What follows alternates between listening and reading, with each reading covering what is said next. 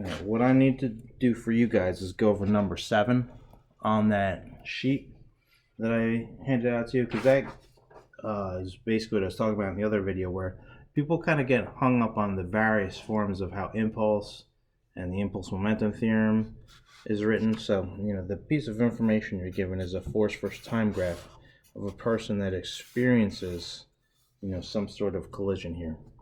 And basically, if you look at the dimensions of that graph, you got 25,000 up here for the newtons. And the amount of time this occurs in, if you look at the scale, ends up being 0.15 seconds. So you want to look at the difference between that point and that point, and you're going to get 0.15 seconds there. So basically, first part of the problem asks us to calculate the impulse by getting the area. The area under that curve is J. Well, this is a triangle. Triangle's area would equal 1/2 the base times the height. So we're going to go 1/2. The base is 0.15, and then the height is 25,000. Now, unit-wise, that would be seconds, and then that would be newtons. What this works out to is 1,875. You can write newtons times seconds if you want to, or you can write kilograms times meters per second, because if you converted newtons into base units, that's what you would end up getting. And your impulse units actually always match your momentum units. Now, if you look at the rest of the problem, it says that the mass of the person, this was all part A, is 75 kilograms. And they were brought to rest. So their final velocity is going to be 0. And that's how fast they were going initially. What's their initial velocity? That's what we need to calculate. And this is what I mean by people getting hung up on the various, forms of impulse for the formulas that you'll experience here. J is equal to area, which is what we did. J is also equal to average force times time. Now, if we wanted to, we could actually get the average force there, because we have J and we have time, right?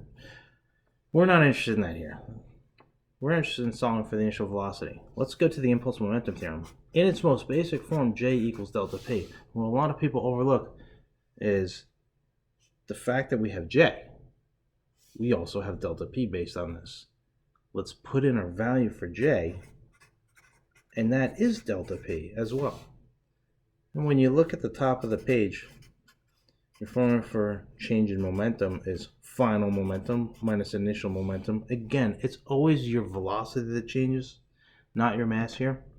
So we have 1,875, 75 mass, final velocity 0, 75 mass, initial velocity unknown.